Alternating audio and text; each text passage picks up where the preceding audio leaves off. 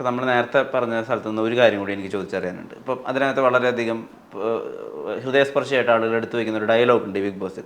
സാബുമോൻ തന്നെ പറഞ്ഞതാണ്, ഞാൻ ഓർക്കാൻ ആഗ്രഹിക്കുന്നത് എന്നെ തന്നെ ഒരു സാബുമോൻ എന്നുള്ളൊരു നല്ല സുഹൃത്തുണ്ടായിരുന്നു, അവൻ മരിച്ചുപോയി, പക്ഷെ അവൻ എനിക്കൊരു സുഹൃത്തായിട്ടുണ്ടായിരുന്നു എന്ന് പറയുന്നത്. ഈ ഫ്രണ്ട്ഷിപ്പാണോ അല്ലെങ്കിൽ ഫ്രണ്ടായിട്ടിരിക്കുകയാണോ ഏറ്റവും അധികം ഇഷ്ടപ്പെടുന്ന ഒരു കാര്യം? എൻ്റെ മക്കളും എൻ്റെ ഫ്രണ്ട്സാണ്. എന്നെ അടുത്തറിയാവുന്ന മനുഷ്യരൊക്കെ എൻ്റെ ഭയങ്കര സ്നേഹമുള്ള മനുഷ്യരാണ്. ഈ മാറി നിന്നിട്ട് എന്നെ അറിയാതിരിക്കുമ്പോൾ എനിക്ക് ഭയങ്കര മുടയാണ്. അതെന്ന് പറഞ്ഞാൽ ഞാൻ എനിക്ക് ചുറ്റും കെട്ടിവെക്കുന്നൊരു കോട്ടയാണ്. ഈ നേരത്തെ നന്ദുചേട്ടൻ്റെ തോളി തട്ടിയ പോലെ ഉള്ള ആളുകളൊന്നും എൻ്റെ അടുത്തേക്ക് വരാനേ പാടില്ല. അതിന് ഞാനൊരു കോട്ട എനിക്ക് ചുറ്റും കെട്ടിവെക്കും. ആ കോട്ടയാണ് അവന് ഭയങ്കര അഹങ്കാരമാണ്, അവന് ഭയങ്കര മുടയാണ് എന്ന് പറയുന്നത്. അത് ഞാൻ കെട്ടിത്തന്നെ വയ്ക്കും. അല്ലാതെ എനിക്ക് ചുറ്റുമുള്ള മനുഷ്യർക്കിടയിൽ അവർക്കും എന്നെക്കൊണ്ട് ഭയങ്കര സന്തോഷമാണ്, എനിക്ക് അവരെ കൊണ്ട് ഭയങ്കര സന്തോഷമാണ്. സുഹൃത്തുക്കൾക്ക് വേണ്ടി എന്തും ചെയ്യുന്ന ഒരു സുഹൃത്ത്, അതാണ് സാബുമോൻ. അതെ, സ്റ്റേറ്റ്മെൻറ്റ് 100% ഇപ്പോഴും ഒരു മാറ്റവും ഇല്ല. അതിൻ്റെ ഒരു ബാക്കി പത്രം എന്നുള്ള രീതിയിൽ വിചാരിക്കാനാവുമോ പ്രയാഗ മാട്ടിനോട് കാണിച്ച സഹായം? പ്രയാഗ എനിക്ക് മുമ്പേ അറിയാം. കാരണം പ്രയാഗയുടെ സിനിമയുടെ തുടക്കം തൊട്ടേ അറിയാം. അങ്ങനൊരു സംഭവം വന്നു, അവിടെ ചെന്ന് നിന്നു. കാരണം ഇങ്ങനെയുള്ള കേസൊക്കെ വരുമ്പം ആരും ചെന്ന് നിൽക്കില്ല, മനസ്സിലായി. കാരണം ഡ്രഗ് കേസ്, പിന്നെ അതിനകത്ത് ഒരു സംഭവമില്ല എന്ന് പൂർണ്ണ ബോധ്യമുള്ളത് കൊണ്ട് ഞാൻ ചെന്ന് നിന്ന് ഈ പറഞ്ഞ പോലെ മീഡിയാസിനോട് സംസാരിക്കണമെന്ന് പറഞ്ഞു, സംസാരിച്ചു. അവർ വളരെ സമാധാനമായിട്ട് മാറിപ്പോയി. ഇപ്പം എനിക്കതിനുള്ള ഒരു ധൈര്യം ഉള്ളിടത്തോളം ഞാനത് ചെയ്തു കൊടുക്കണ്ടേ നമ്മളൊരു സുഹൃത്തിന്. അത് കുറേ പേര് എന്നോട് ചോദിച്ചു, എന്തിന് ഇതിനകത്തൊക്കെ സാബു ചെന്ന് കയറി കൊടുക്കുന്നു? I don't give A dam. പക്ഷെ അത് ഒരു വക്കീലായതുകൊണ്ടാണോ അതോ വക്കീൽ അല്ലല്ല, വക്കീലായതുകൊണ്ടുള്ള ഒരു കോൺഫിഡൻസും കൂടെ അതിനകത്തുണ്ട്. എനിക്ക് ചെന്ന് നിൽക്കാമല്ലോ, എനിക്ക് ചെന്ന് ചോദിക്കാം.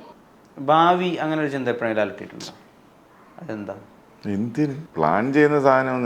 ഞാൻ പ്ലാൻ ചെയ്യുന്ന ആളെ അല്ല. ഇപ്പം ഞാൻ സിനിമ സംവിധാനം ചെയ്യാൻ പോകുന്നു. അതെ, അങ്ങനൊരു ആഗ്രഹം. അതാണ് കുറേ നാൾ മുമ്പ് ഞാൻ പറയുന്ന കുറേ കാര്യങ്ങൾ ലിജു എൻ്റെ അടുത്ത് ചോദിച്ചു, നീ ഇത് ഒന്ന് എഴുതിയിട്ട് സിനിമ ആക്കിക്കൂടെ എന്ന് ചോദിച്ചു. അങ്ങനെ എഴുത്തു തുടങ്ങി. പക്ഷെ കുറേ നാളായി.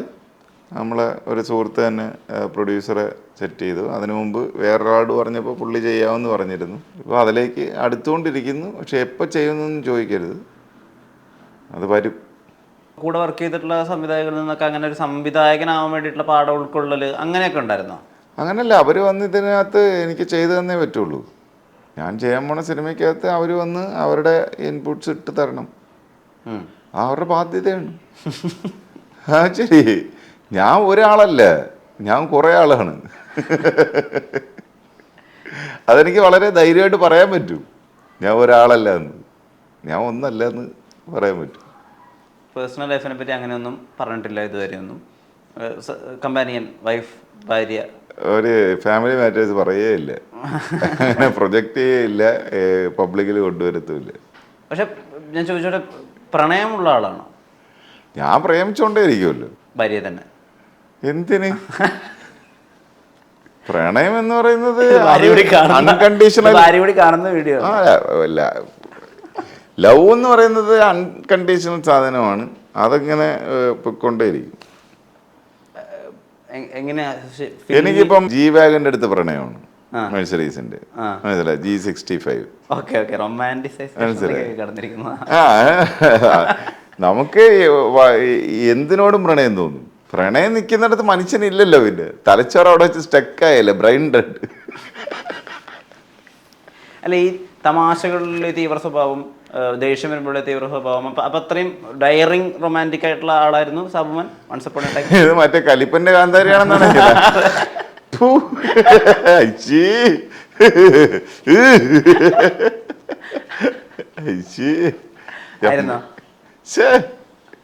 ഭയങ്കര റെസ്പെക്ട്ഫുൾ ആയിട്ട്, ഭയങ്കരമായിട്ട് വുമൺഹുഡിനൊക്കെ. ഞാൻ എന്നെ മാർക്കറ്റ് ചെയ്യാൻ വേണ്ടി ഞാൻ പറയാണ്, ഞാൻ ഭയങ്കര സ്വീറ്റ് ആയിട്ടൊരു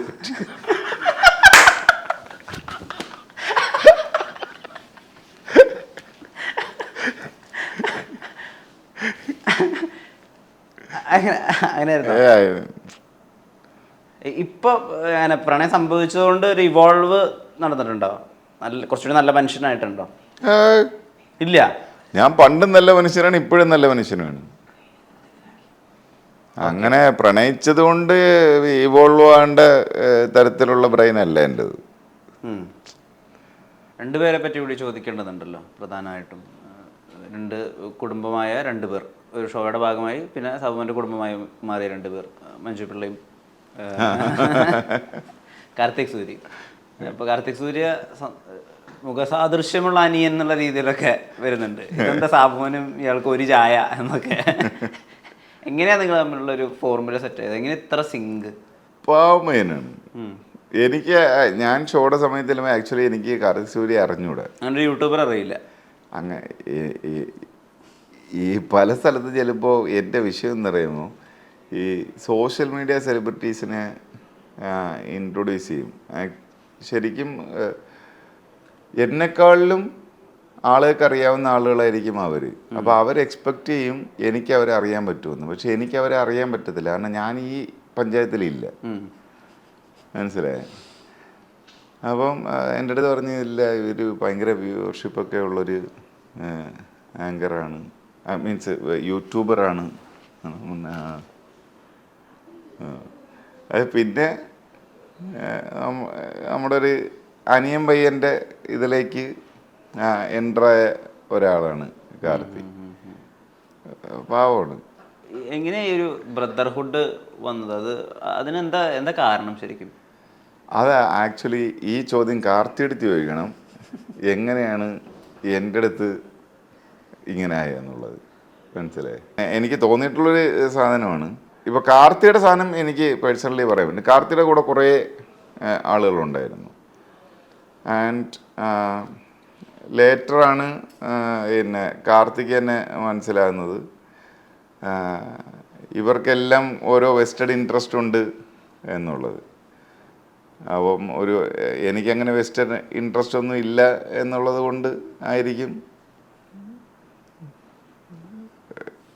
കുറച്ച് കൂടുതൽ സ്നേഹം എൻ്റെ അടുത്ത്